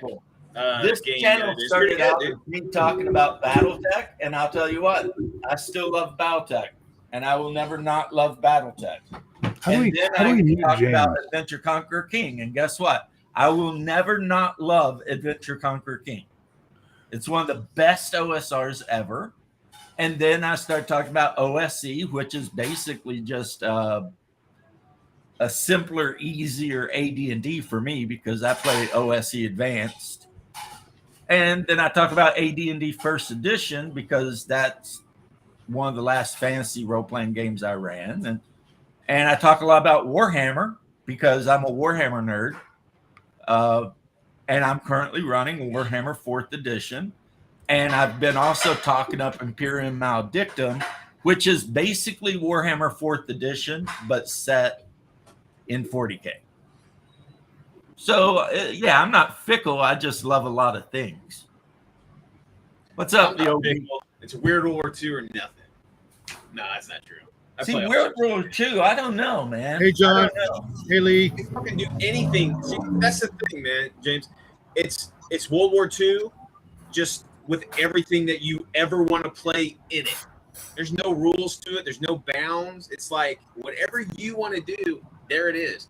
It doesn't have to be World War II. It could be the Old West. It could be Napoleonics. It could be cavemen. It could be, but just it's the weird is just a device that allows you to play it how you want to play it. No fucking army lists. Wait, hang on. My ego needs satiating. What were you saying to me, Weird War, before James just kept talking over you? Oh, I was saying I watched you had a Star Trek game this week. Yeah, every second Tuesday and every second Friday. I watched a bit of it. It was pretty good. It's pretty cool I'm to glad see you enjoyed it. Thank you. old dudes and kind of younger dudes and dudette doing some Next, Star Trek. Everybody was wearing uniforms this week. It seemed like. Yeah, a couple of them wear the uniforms. Next Friday is our other. So by the 18th, I'll have 3 active Star Trek games. I'll have every Tuesday Sojourner, which is my TNG. Every other Friday, I have Paradise Station, which is essentially my DS9. And then thanks to my Monday group getting jealous of all the people playing Star Trek and they love Star Trek, we're going to have Star Trek Andromeda, which is going to effectively be my Voyager. Huh. We'll see. Like Andromeda, like a mix-up between Andromeda and Star Trek? Like a They're on a mashup? ship. All I'm going to tell you is, so look, I will only tell you this because I don't want to spoil or ruin anything for the players or anybody else. The ship they're on is called the USS Andromeda. And while all my campaigns happen in 2380, this one is as follows. In 2375, the USS Andromeda engaged in battle with the Jem'Hadar and was listed lost with all hands. This is her story. Very cool. You know, that's one thing about, like, I don't think I'm articulate enough and smart enough, like, to speak smart, to be a crew member in Star Trek. I'd have to be like a barman or some shit. Yeah, listen, it's easy. It's really easy. People think it's harder than it is, but if you're playing a technical character, literally online you can find what are called techno-babble charts or trekno-babble charts, where you roll a couple of D6 and you go, oh, it looks like the phase override capacitor is having a problem. Awesome. I'm going to have to realign the vortex quantum interface. And okay, that sounds good. Let's do that. Warp bubble. Yeah. Exactly. It's just really simple. And if you're playing, the only thing you should never play in a Star Trek game is the science officer, unless you want to be Sigourney Weaver in Galaxy Quest. I have one job, which is to repeat what the computer says, and God damn it, I'm going to do it, because that's all you do is repeat what I scan. All right, well, there's an anomalous energy reading over the hill. Captain, there's an anomalous energy reading over the hill. Like, it's boring to be the science officer. And unfortunately, the only Star Trek uniform I have is a classic Commander's. Nice. The green one or the gold? The gold one with it's the yellow one, but it's got the gold stripes on the sleeves. Yeah, the mustard yellow. Yeah. The mustard yellow. Yeah. I always wanted to see Federation infantry, like a military force. I remember in the Undiscovered Country, which was fantastic. I fucking love that one. They had those, like, they kind of have, you know, the security guys came in with those helmets and they got their crimson. Yeah, that's Starfleet security. Yeah, but like I want to see like Starfleet infantry, Starfleet armor. I mean, I don't think they have any of that. I've never seen it if they did. Marines existed because in the war game you could actually board enemy vessels. Do they have any like you know, distinctive like you know kit, gear? No, uniform? I mean I'm talking the one where you had like your little inch-long ships. Okay, just the red shirts. So if you want Starfleet Marines, you need to look at Starfleet Battles. Starfleet Battles is based on the old Franz Joseph Technical Manual, so it's always set in the original series. They had Starfleet Marines. Regular Star Trek was going to have Starfleet Marines, and then Gene Roddenberry threw a hissy fit because he was launching TNG, and he wanted to go back to his super hippy-dippy fucking progressive future. And so he banned all that. Once he was out of the picture, the next closest we get is 2 things. In Enterprise, they had Makos, which were like the military. They were the infantry of the Federation, the Makos. And in DS9 during the Dominion War, they had RRTs, rapid response teams, that were Starfleet officers that were put together to be ground pounders. I remember that, but they didn't wear like I don't remember them wearing any kind of like like armor. No, they weren't kitted out. No. But the Makos were, and Starfleet Marines are for sure in SFB. I think that's something that's missing in the Federation. Just because you can't just have technical crew. You can't just have like Starfleet, our starship personnel. You got to have soldiers at times, even in an exploration facet. What I was going to say about the kitted out part is it's Star Trek, and they got phasers and disintegrators. So, I mean, what kind of armor could you possibly wear? Who says that armor doesn't produce some sort of deflector field in front of that? Just like a couple or of a blade of armor, or at least gear to protect you from the environment, like brush, thorns, and thickets and things like that. I could see padding for that. But yeah, when you've got those kind of weapons, the Klingons had their uniforms were basically armored, kind of padded. Yeah, but they do a lot of fighting with like melee weapons. Well, sure, but if you're fighting against alien species, right? That if that's their modus operandi, right? You want to have something to defend against that if it comes down to it, because they're willing to do that. Yeah. Well, you guys are in my wheelhouse, obviously, and I can talk this shit till the cows come home, but I'm sure it's boring for everybody else. I mean, I always dug the it's Star good, Trek bro. Keep going. Like the crimson and white uniforms. Those are fucking cool. Those are called the Monster Maroons. That's when Harv Bennett came in and basically looked at, and he knew nothing about Star Trek, so he went back and he watched the entire original series. Hated the gold, red, and blue. He was like, this is so silly. And then he saw the episode Space Seed and went, there's something there, and that's where Wrath of Khan came out of it. And he redesigned all of Star Trek to look more militaristic, which Gene Roddenberry, of course, fucking hated. I'm with you. I love the Monster Maroons.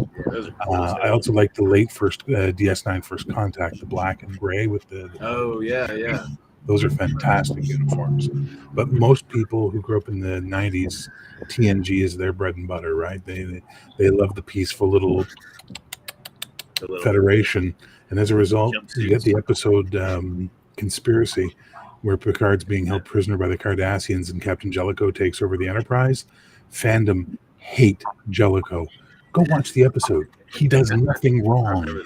He does nothing wrong other than put Troy in a uniform that pisses them off. And Riker acts like a little bitch and goes and pouts in his quarters until he comes and asks him to fly the mission. It's so silly.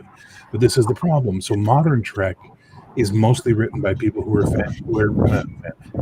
looked and saw Next Generation but didn't understand it. So as a result, feeling bullshit, cry a lot, bullshit. I was crushed at Picard, man. I watched like the first 3 episodes. I'm just like, what the fuck is this? Watch season 3. Watch season 3. The third season was fantastic, but it's like amazing. I don't even know. Season 3, like I hated season 1 and 2 was garbage, but it's not even him, 3, isn't it? Isn't it like a clone or he's dead? It's an android version of him. Yeah, it's stupid. So if we can't get Picard to act the way we want him in character, we'll just kill him off, create some thing, some widget, and there you go. Now we can make Picard act the way we want him to act. It's stupid. But anyway, I mean, isn't that in everything that we like as we grow? Like Star Trek went to shit, Star Wars went to shit, comic books went to shit. Everything goes to shit. Yeah. There's a bit on Red Letter Media where they ask Mike, they say, how do you it's not like the new generation. It's not like the new generation is like, oh wow, this is great. Yeah, like they're making it our own. No, they fucking hate it too. What's up, Curtis? So no. You wouldn't need androids, clones, or alternate universes or anything like that if you had good writers that knew how to keep characters consistent. Well, yeah. But good writers don't exist anymore, and I've expounded and expressed my theory on this, and people don't like my theory on it, but it comes down to this. If you look at the writers in the 60s, 70s, and 80s who were writing all of these stories, they were what? Veterans of either the Second World War, Korea, or Vietnam. people who had lived through the civil rights movement in the U.S., women who had been fighting against being like DC Fontana, had to call herself DC Fontana because no one would accept a woman writing this stuff. They had a story, they had a life they went through, and that came through in their writing, that they experienced shit. None of them went to university to become a film script writer. None of them went to university to become novelists. They just wrote. A lot of These them new became ones. Sorry, go ahead. That's okay. Well, these new writers were all just degree. They just got pumped out of some university with a degree, and now they're writing film and television with I no would fucking add life that- experience. I would add that old writers actually read shit. No, They're that too. well read. I don't think writers read anymore. I would also argue that a lot of the old writers did writing because, you know, a lot of them were on the ropes, you know, financially, or they had a rough spot in their life. And the only thing they had was to just basically disgorge the contents of their brain into a script. And sure enough, hey, a life filled with adventure and adversity tends to sell stories. Yeah. Hey, Raymond. Long time no see. I think We've got a the restaurant thing fight was in the just background. that Fight. they knew their target audience. It is like R.E. Howard knew the people that he was writing for, and they could crank out stuff that audience liked. But modern day writers, it's like they have no idea who they're writing for. Well, I mean, what is their platform now? A modern writer, like other than like professional platform, it's probably television or movies. I don't know. They don't write books anymore. They don't write novels anymore. You know, think about it. Here's some of the things that have changed in the industry that we have to take account for. One, if you look at the old Star Trek shows, even up to Voyager, no one talked like they lived in California. They spoke a different style. It was English. It was American English, but it was a different English. And that was something the writers consciously made a choice to do. You look at modern Trek, they all sound like they're in LA. It's really fucking stupid. Yeah. Second, no one knows how to write television anymore. So what they do is they write these extended films that Netflix buys. They produce the entire show and then dump it on you. In the old days, they would do 26 episodes a season, and they'd be writing the back half of the season while the front half of the season was airing. So they'd be able to get live reactions from the audience as to what was working and what wasn't working, and they could course correct in the second half of their season. And that was great. Did CBC did they go the way of like the BBC and like the season is like 6, or they went like the American way and did like 20 something? No, the CBC is garbage. Pure garbage. Sorry about that, guys. I live next to the railroad tracks. No shit. I live next to a racetrack and skunk works. It's better than the whorehouse, right? Hungar and I used to live right next to the railroad tracks, so Yeah, it's about 50 yards away. Wow. Yeah. Right You don't across. even hear it once you get used to it. No, I don't hear it. But like when I'm doing stuff like this, you can hear it. It's like it's kind of hard to find any place to live in Kentucky that you're not clear. Or goblins. Well, that's Eastern Kentucky goblins. Yeah. So you guys being like, you know, in the woods, Kentuckians, right? What are the local like ghosts and monsters and that kind of shit? Black Dog, Death, Flatwoods Monster, Dogmen, goblins. weird degenerate families that might eat you. Where are the Black Mountains? Black Mountains, I don't know. There is a mountain called Black Mountain very close to Is that in where Tennessee? the one I'm talking about is in Kentucky. It's called Black Mountain, and it's the tallest mountain on the Yeah. Is that the one with the lights, the Black Mountain lights? and it's closed down now because it used to be a park, but people kept dying there. Hang on. So they've got like you can go there, but they've got signs that are like, Sorry, Brown Mountain. My apologies. yeah, North no, Black Carolina. Mountain is 5,000 feet above sea level, so it really stands out. So the Brown Mountain in the Carolinas, which is all part of the Appalachians, they have these things called the Brown Mountain Lights that even the natives used to write about. And people have tried to dismiss it as swamp gas, as always, or they're doing as it's highway lights reflected, to which other people went, yeah, because the natives really had the ability to see those highway lights 300 years ago, huh? Right. Fucking morons. And people go up and videotape them and film them all the time. But they're these weird X lights. Files did an episode of that, the Brown Did Light. it? Oh, they did the Brown Mountain. Nice. Somebody got kidnapped, or someone disappeared, and they blamed it on the brown lights. I think that was it. I think it was an early episode. It might have been like the first or second season. Well, in the Cherokee lands, they always talk about the Nunahee, who are spirits that can take human form, and generally speaking, they're benevolent. Generally speaking. And they write about during the Civil War, the Union troops were burning everything in North Carolina or whatever. And there was a town where most of the people were Cherokee. And when the Union scouts came to look at the town, they saw that there was like a division worth of Confederate troops there. So they decided to go around it. But then at the end of the war, the people there were like, nah, there were no Confederate troops there. So then the Union guys were like, what in hell did we see then? Because like a lot of them saw all these, so we think it was the Nunahee we're looking after, because they look after Cherokee before they'll look after a white guy. The Hawaiians, but they'll look after a white guy too, though. The Hawaiian, the mainland Hawaii has a ghost like Hawaiian like army that travels a certain highway at certain times of the year. You can like see this like Hawaiian army move across the the lands or whatever. I don't remember the details, but it's pretty interesting. Cool. Yeah, Nunahee live underground or under the rivers in lodges, and they have been, if you want to believe the stories, known to where, say you got like a kid gets lost in the wood in the winter and he's like wandering around, getting ready to freeze to death. A Nunahee will take them into the lodge and warm them up and feed them and then show them to the edge of the forest.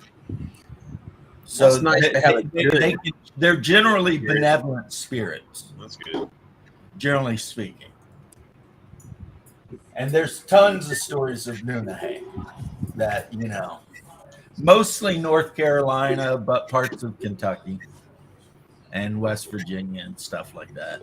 We still have my favorite thing up in the Yukon, the Valley of Headless Men. Oh, shit. I looked that up. And that fucked up? That's messed up. So in the Yukon, there's a valley that's rumored to have amazing levels of gold in it. But every time white men would go into it, the natives would warn them, don't go in. That's the Valley of Headless Men. And no one would listen.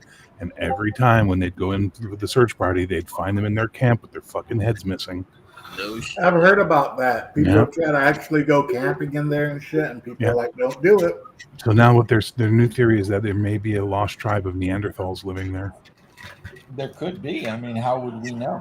They've been isolated long enough. A couple years ago, Discovery Channel, this is weird, Discovery Channel made a movie, like a horror movie, but it was set up like a Discovery Channel documentary, and it was about these like monkey men in like South America, where this like in the 70s, like this trio went down there, and then the one guy they found alive, and the other guys were all eaten up, and they said he was a cannibal or whatever, and then another guy went in to track their trail, and then they found signs of what he always said, that there was these small, like almost like spider monkey sized men, like Neanderthal men, that swarmed him and attacked him and ate his friends and stuff. But it's pretty good. I can't remember what the hell it's, I think it's called what the hell is it called? Like Untamed or something like that. But it's a Discovery Channel horror movie. It's so weird.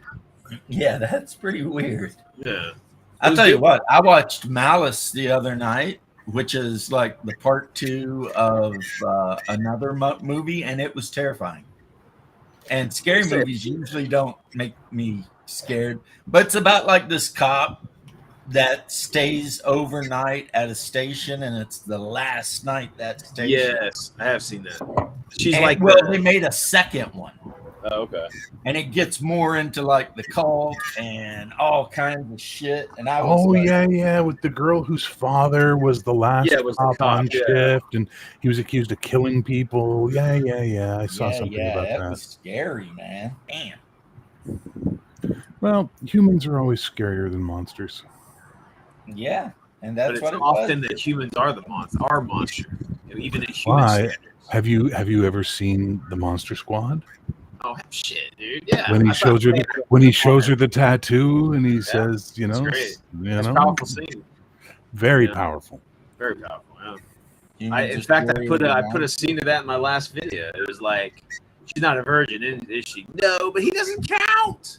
Doesn't count. What the hell? Yeah, You ever see the movie he made after that? Night of the Creeps. Decker. What did he make? The Night of the Creeps. Oh yeah, no, he actually made that before. Before Monster Squad? Yeah. Oh. Yeah. No. Yeah, because there's a. And this is how you know if there's a scene. Night of the where Creeps is 86. What year is Monster Squad? I could be wrong, but Monster Squad's 87. Yeah, they made it like back to back, I guess. Yeah, because there's a scene in Night of the Creeps where his buddy, you know, the one the crippled, Yeah, he's in JC. the bathroom, and there's some greedy that says Monster Squad. Yeah. Well, that character JC is the Christ analogy for the movie, right? Like that's his whole purpose. That's why he's called JC, because he's It's there to true. be the redemptive Sacrifices character who himself. sacrifices himself to provide the knowledge to the other character of how to win against the evil. Listen, right? that was a powerful relationship between those two. Oh yeah, it's a great when he movie. died, it sucked. It was hard. To this day, what's his name? Tom Atkins refers to it as his favorite movie he ever made. I don't know if I've ever seen it. I have a pitch. I have a still of Atkins, and it says "Thrill Me." And he signed Thrill it. Me. Yep. Yeah. So that's a huge movie for me. Yeah, I'm starting to feel like totally like an outcast here. I don't like think when, I've ever seen that at all. I like whenever he walks in somewhere and they're like, you know, Detective Cameron, no, Bullwinkle J. Moose, Thrill Me. He's just so good. Or the I love the Japanese janitor screaming like a banshees. He ended up doing that at the end, didn't he? Dude, man, James, watch it. Night of the Creeps. It's really good. It's great.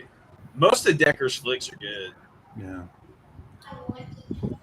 He did The the last original like really old, weird, scary movie I watched, other than Malice, was like they were at a movie theater and then everyone started getting possessed by demons.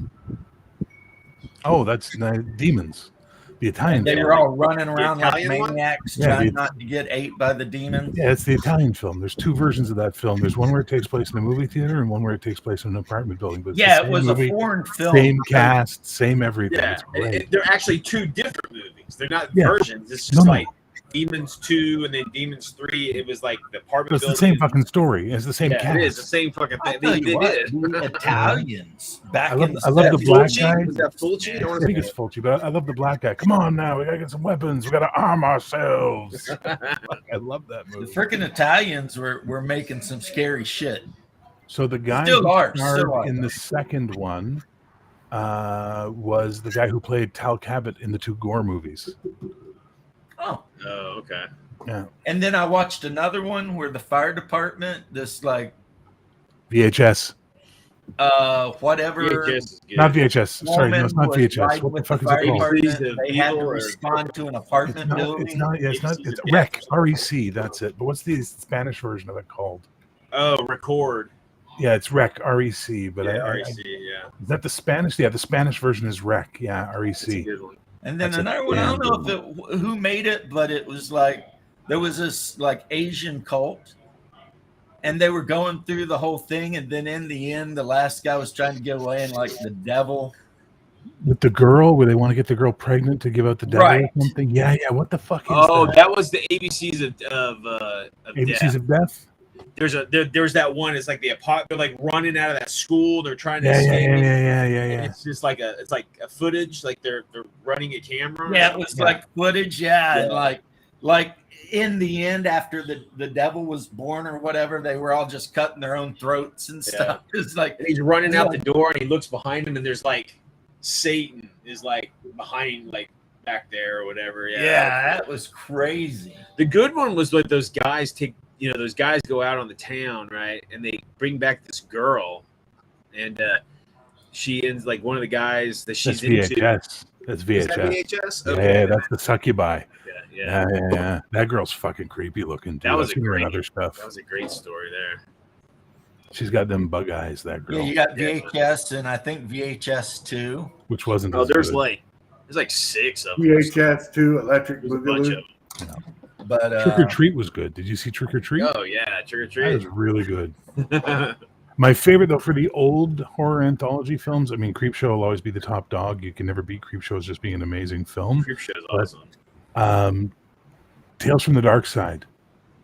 Oh, was man. really the movie was. I don't think so I've ever seen the good. movie, but I used to watch the show. Dude, watch the movie. It was originally supposed to be Creepshow 2, and then the deal fell through to call it Creepshow 2, so they released it as Tales from the Dark Side, the movie. Holy fuck, it's good.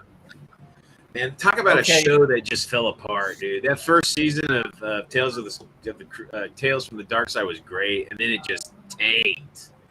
Just they lost.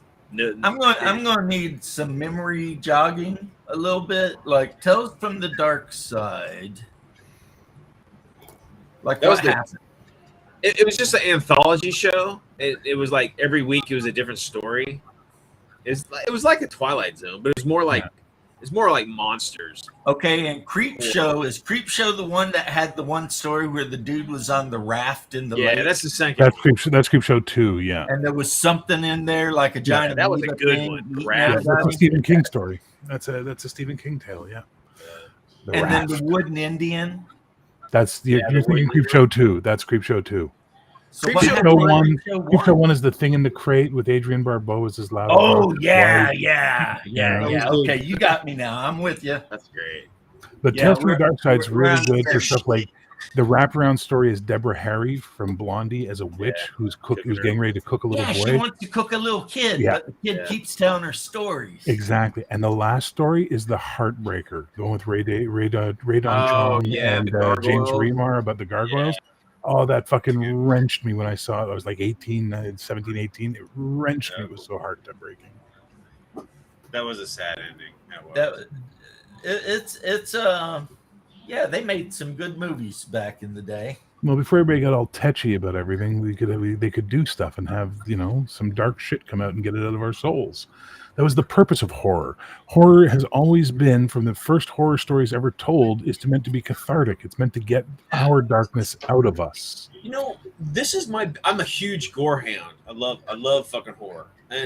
But what I hate now, especially in the movies now, it's so nihilistic because you spend, and then listen, there's an audience for like the slasher film, and that's fun. Those are fun popcorn. They're fun. Horror movies. That's fun. But when you're watching a movie that isn't supposed to be like that, and there's no payout at the end, everybody gets killed.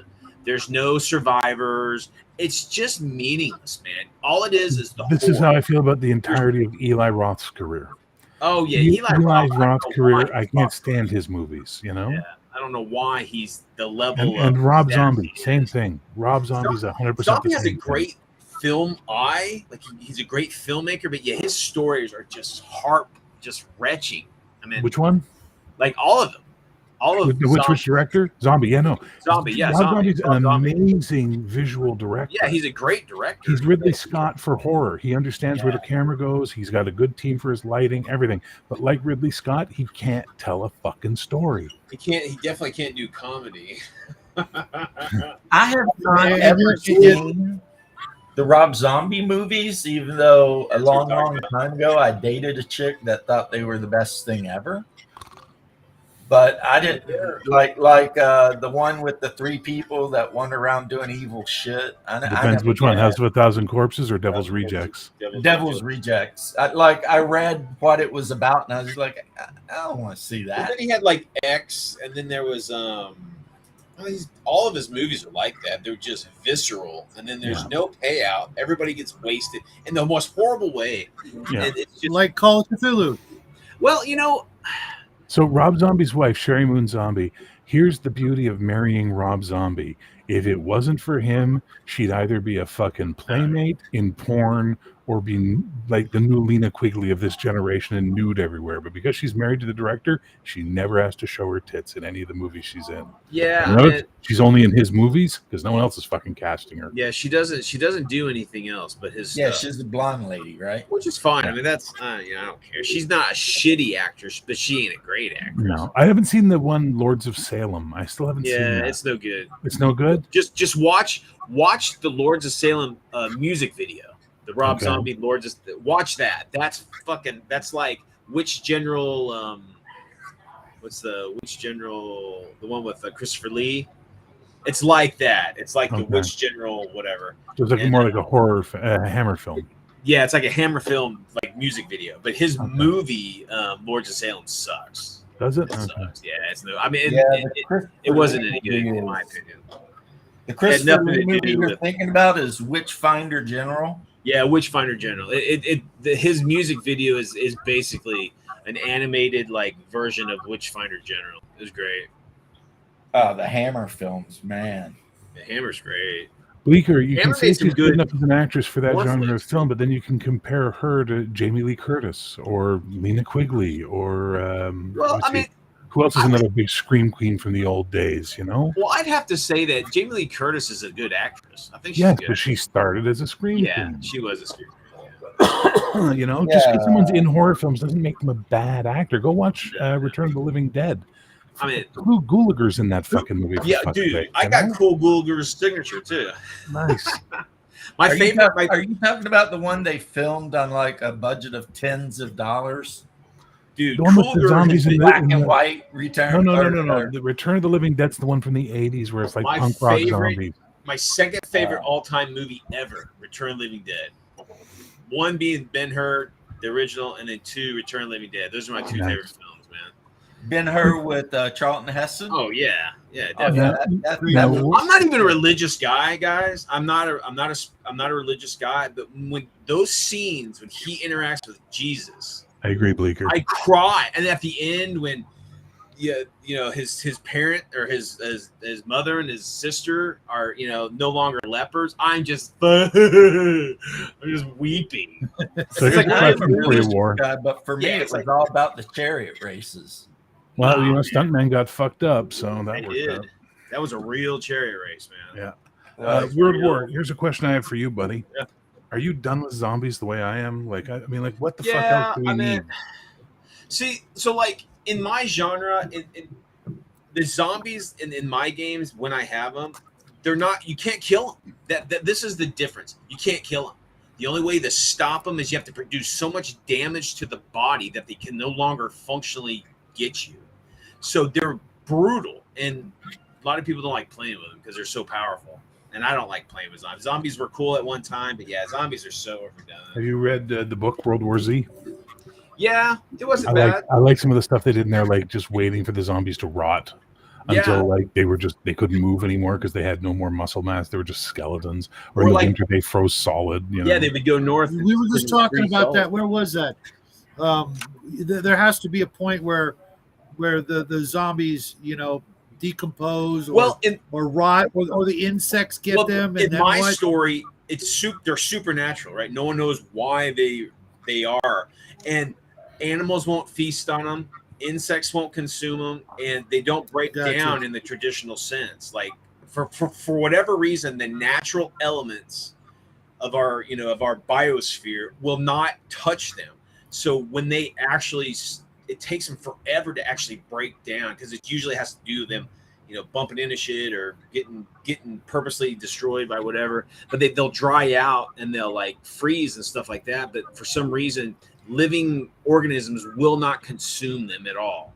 So that you're like, damn. So that means they're sticking around a lot longer. Interesting. But like, they still swell and stuff, like they'll pop, as the insides of them start to cook and they'll blow. No.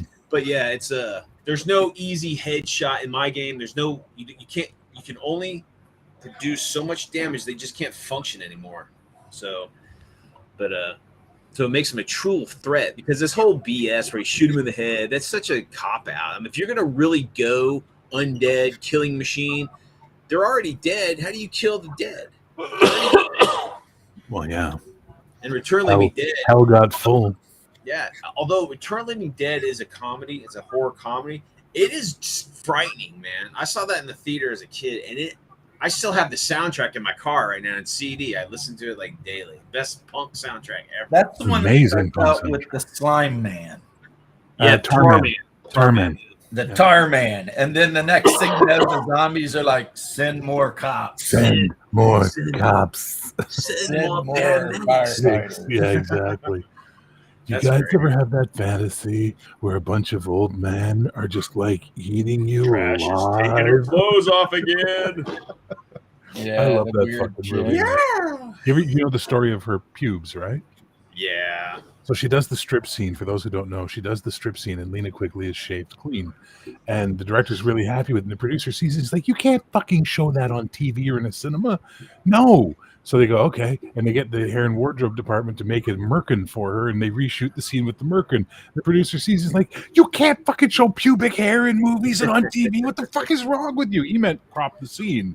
And in the end, they went with the full body, but they put a latex appliance over her genitals. Like, You can't even tell. and she said, she goes, it's the only movie where people have paid more attention to my twat than my tits. Hilarious. That was a good Maybe a movie. shopping mall. Didn't they nuke that town in the end? Yeah. It's also a funny story because my dad was chief real estate division of the Army Corps of Engineers, and I made him watch it with him one time. You know, it has the Army Corps of Engineers on those barrels. I'm like, there you go, Pop. There you go. You started all this shit. Hey, Brian, you ever seen this? What is that? Undead Stories? Undead States of America. Oh, I have seen that. I've never read it What or is that? played it or anything. It's a miniature war game Okay. kind of thing. Who's making miniature war game source books about the current day? Come on, that's just so low effort. Good grief. No, but you Well, asked me about shopping hold mall. on, Yeah. It doesn't hold Let me up. see what I don't know, man. I saw that about a couple of years ago, and I fucking loved every minute of it. Yeah, I mean, it's a fun film, but for me, it doesn't hold up. Listen, maybe it's because I have a soft spot for Warnos, and seeing her in the beginning is really nice. And I love what's his name from Deathstalker 2. Oh yeah, Goober Games, I can't 2009. remember. Yeah, I know you're talking about. Goober. You guys, Like Night of the have Comet. me so Night of the far Comet. out Oh no, of my Night depth. of the Comet is an amazing film, and it introduced the world to Robert Beltran post eating Raoul, so it's worth it. It's like I have no idea what you guys are talking about. That's why How in I the get world- cinema how heads in the- together. How in the world did they? You never seen Night of the Comet? I don't think I have. But Shadow's even seen Really? that, and that's. I've seen most of the movies you Hang guys on, are Curtis talking had about. something he wanted to I say, was guys. just- You've seen that of the comic where they Hang go on. to the radio station and all that shit. Guys, Curtis has been really quiet while we've been rambling on. Let the man say one thing, please. How in the world did they write a source book about America in 2023 when 2008, 2009? That's freaking impressive. The Simpsons. Okay. wrote it. Okay, the joke's done now. Yeah, thank you, Justin. I heard when you said the joke the first time. I was just like, yeah, how did they do that? Guys, I'm going to end the show because it's been almost 2 hours and I'm tired and hungry. Well, 2 hours is about the Yeah. limit. Okay, that's fair. We'll let you have it. And I know you'll let me have it because all I got to do is hit the end stream button. You win this Hey, round. we can still hang out here. We'll Yeah, laugh we at could each just other. start another stream and yell at each other. You can start a stream with cocaine and hookers for all I care. Hey, Blackjack and hookers, I'm in. All right, who's You know starting that the new meme stream? I love so much, Hungar? All right, Yeah. who's starting the new stream where we talk horror films for the rest of the day? oh, dude, I love me some horror films. There's a meme of a dude sitting in a car next to a hot chick and his whole face is covered in cocaine. And it's like, if I won the lotto, I wouldn't tell anybody.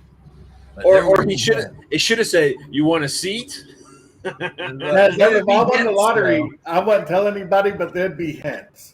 There'd be hints, and it's just a dude Yeah. covered Like his the whole dude's face from like his eyebrows down, like his lower eyelids down is just covered in white powder. Yeah, and he's got like this hot blonde and a Okay, sports car. did you guys see True Romance? Of course. Yeah, of Of course. course. I mean, When the guy gets pulled over by the cop the guy who was in the guy who was in that Bow. Russian. Wasn't he the twin that come from the island with the goats that moved into the with the New York? Losing Yeah, buddies or some shit like that. Surge in Beverly Hills Cop. Yeah. What's that actor's name? Yeah, Um, when he gets pulled over by the cop in his convertible Porsche and his face is covered in cocaine. Yeah. It's that picture with that saying. If I won the lottery, I wouldn't let anybody know. There'd just be some hints. Yeah. There'd be some hints though. Balky Bartokomits or whatever. lotto winning, the game shop. Anyway, guys, Apartment I don't need a upstairs, lot just of like that. this guy. I see it. Man, that's- A lot of winning, you guys would be like, where the hell did Hungar go? And I'd be out cruising on my property in my T-34. Hungar set himself up as the king of the Philippines. We don't know it. in Night of the Comet, we've seen that Hungar. Yes, multiple times. It's about the sisters whose stepmom is having a comet party, and they have to go. They Everybody get turns into dust. And the everybody comet turns turns everybody to into dust. dust. Except if they were protected by enough structure, they lived, and if they were halfway between, they become like weird zombie creatures. Okay, anybody here ever seen Where Have All the People Gone? No. Like the TV show? Like the Yep, yes, that's yep, fantastic. yep. That's awesome. I've seen it once, and it still So haunts me it's to this basically a show that, like, if people just vanished, just instantly, what happens to like our nuclear I've seen that. reactors? Yeah, the yeah, I've seen screws, that. The architecture, shit like that. It's really cool. That's the one where they day. talk No, about not the. that. No. No. This was like a made-for-TV movie. You're thinking the series. I'm talking the movie. It was a million years ago. What was the that? original? What was that Netflix show about monsters or whatever that was on? That came out a couple during the pandemic, about like the monsters come from space and now they live in like almost Fallout-like shelters, and the guy goes on the trek to go to California to find the girl he Love loves. and Monsters. Love and Monsters. That was a was really good. good show. Yeah, I was wanted a good more of flick. that. That's a good one. Love and Monsters. Wasn't it like, where something It's like a happened teen movie, but it was and- Yeah, and he picks up the all of dog along the way and Yeah, shit, and like you yeah. fucking root for that dog so much. Yeah. like all of the bugs Turn turned into into giant gigantic Yeah. rubber machines. Yep. When he All right, finds the everybody. snail, and the snail's super peaceful. I love that. Yeah, the snail's okay. as long Okay, as seriously, you before don't- Hungar hangs up, who the fuck is starting a new stream so we can keep this going? Because this is way too much fun. I'm sick and I'm having more fun than I've had in ages doing this. Well, I don't Good. have a stream program right now. Game or whatever. All right, fuck Don't it. have I'll that. start it on my channel. Jesus Christ. Okay. I'll give the link to Just click on Shadow and Curtis on later, Hungar, on Discord, and y'all can give You it were to Hungar. these people, okay? Yeah, because I've been I'm informed that I got to yeah, set up the 'cause, Christmas tree, so I'm out, guys. Oh, I'm like one of the only guys here who actually runs horror games and understands why. So I'm there. Weird War, you win or not? I mean, yeah, I'll be there. All right, I'll set it up right now and throw the link to Curtis and Shadow. do you have him? I don't have him. Do you have him on Do Discord? you have him? Yes. So I'll give it to you.